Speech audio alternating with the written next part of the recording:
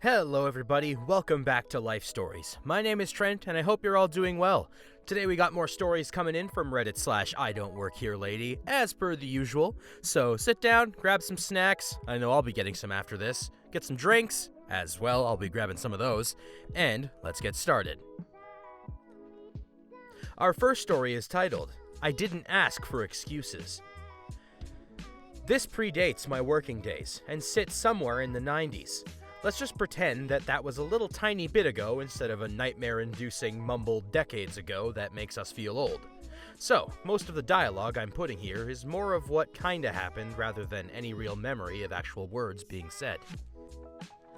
Anyways, I was literally pre-job young, I think 15 or 16.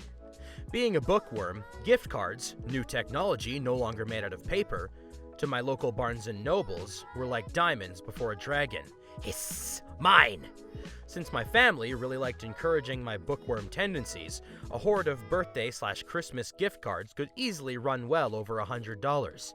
You can well imagine that I was one of those people who wished they had a real, full-on shopping cart to fill, but sadly, not to be offered in a bookstore. Still, there was pretty much, I thought, no way to be mistaken for an employee. I had no uniform, no name tag, and a fanny pack around my waist. My baby face meant that I probably looked around 12, and I was carrying a basket of books I was planning to purchase. I even stopped frequently to read the summary on the inside cover or on the back. I had amassed a weighty collection to satisfy my bookworm heart when another customer comes up to me. While this predates the Karen phenomenon by also a goodly bit, I shall still refer to her as Karen. Karen said, "Can you tell me where to find insert obscure book title here?" "I can't. I'm not an employee," I say. "You can ask them at the information desk, though." I point to the info desk, which is a whole 15 feet away. "I don't want to walk that far. Just tell me where it is." "Lady, I don't work here." "I didn't ask for excuses. I said to tell me where the book was." Congratulations. We have left all sense of reality here, folks. The one clear-as-day thing I remember flitting through my teenage mind was, I didn't ask if it was possible, I said to do it, in a whiny adult voice. I responded, "And I told you that I don't know." I walked away and select another book that catches my interest. Side note, my mom would turn me loose in bookstores and go hunting for books on her own. This left me to freely hit up the children's section, the young adult section, and the adult sci-fi/fantasy sections to my heart's content. So sadly, she wasn't close by to mama bear her way into this. Karen says, "Hello, excuse me, hello, hello." She follows me down the aisle, yelling and banging her fist on the shelving. "Lady, I don't freaking work here. Ask a freaking employee." I was a good girl and didn't drop F-bombs yet at this age. Kinda wish I had, looking back.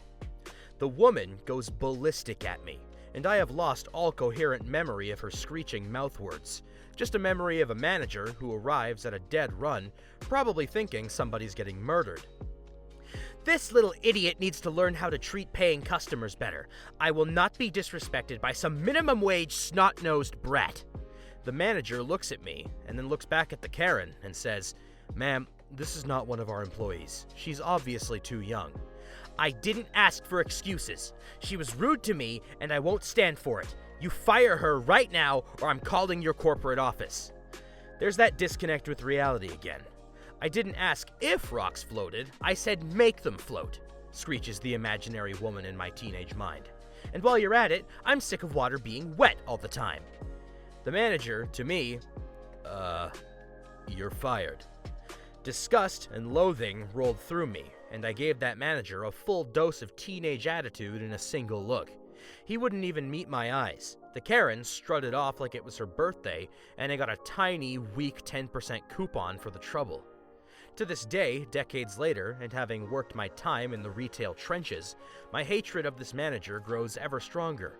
I firmly believe that this was the Queen Karen, and all other Karens that have spawned since her are descendants, created by spineless pandering from retail managers just like that manager.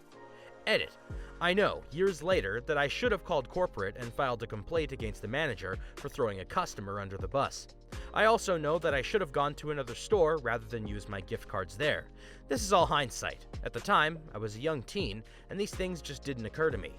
The idea of complaining to corporate wasn't on the average public's mind quite as freely then as it is now. Moving along from that, our next story is titled, "You Represent This School Wherever You Go."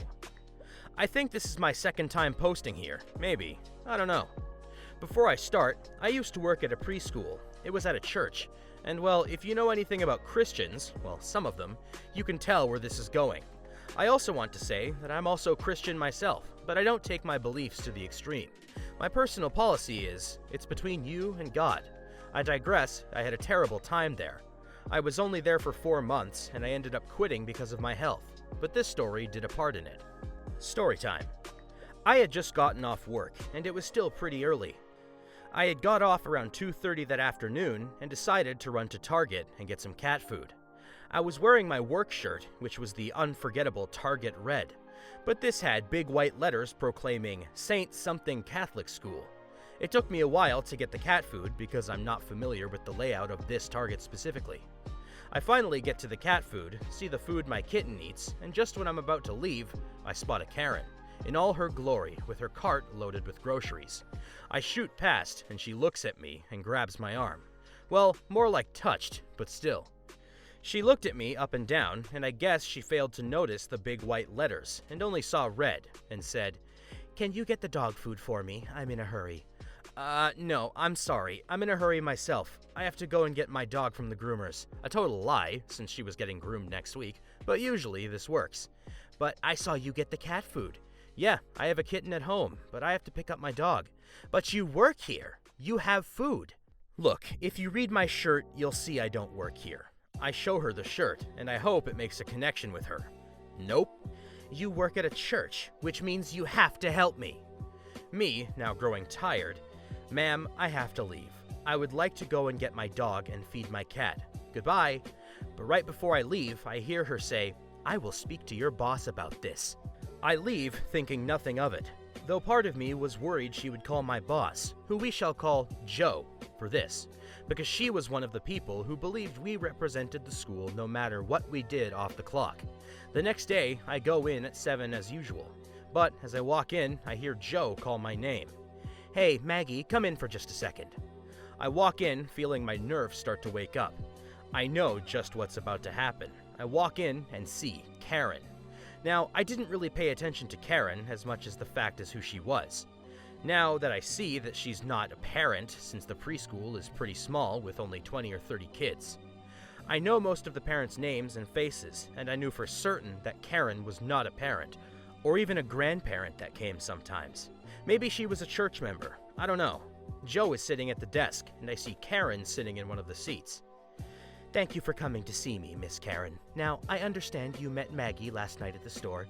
"Yes, I did. She was rude and refused to help." Joe turned to me next. "Maggie, is this true? Did you refuse to help her?"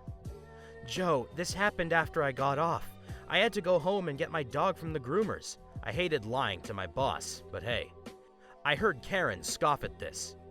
"Now, Miss Karen, I am not responsible for my workers for what they will do when they're not on campus, but we do have a motto here at Saint Something, and it's Matthew 5:16. In the same way, let your light shine before others so that they may see your good works and give glory to your Father who is in heaven." Do you understand, Miss Karen? We understand our teachers and students to be the hands and feet of God. This being said, I do believe that Maggie should have helped you. She does represent our school. As Joe was saying this, I was dumbfounded. How could Joe agree with this cow? Karen smiles at Joe. "Maggie, this is a warning. If I hear anything like this again, you will be written up and let go. Do you understand?" I nod as if I was in the Twilight Zone. I kept thinking, can you really be fired for what you do off the clock? Is this even legal? Karen smiled, got up with a crap-eating grin, and walked out the door. I look up to Joe. "Joe, were you just saying that just to make her happy? Am I really in trouble?" "Well, part of it, yes. I do expect the teachers to set an example for others. What you did was very unlike Christ. You should have helped her." "Really?" "Yes, really. Now go to your class." And that was the end of that. I got so mad for the rest of the day, I could barely stand the kids. So yeah, this is one of the reasons why I left. One of the many reasons. Hey, I mean, we've all worked jobs that we don't like, and I can't speak for the rest of the institution, but hope things may be different there now, and I hope wherever you are now, OP, is treating you better. And with that out of the way, ladies and gentlemen, that's about all the time we have for today. I want to thank you so much for tuning in to another episode of Life Stories. As per usual, we all know things are crazy in the world right now, and I hope that if watching these videos is part of your routine, it kind of helps out just a little bit. I know it helps me out, giving me something to work on. Anyway, don't forget to like, comment, and subscribe for more Reddit content we got working coming your way, and I hope to see you guys soon.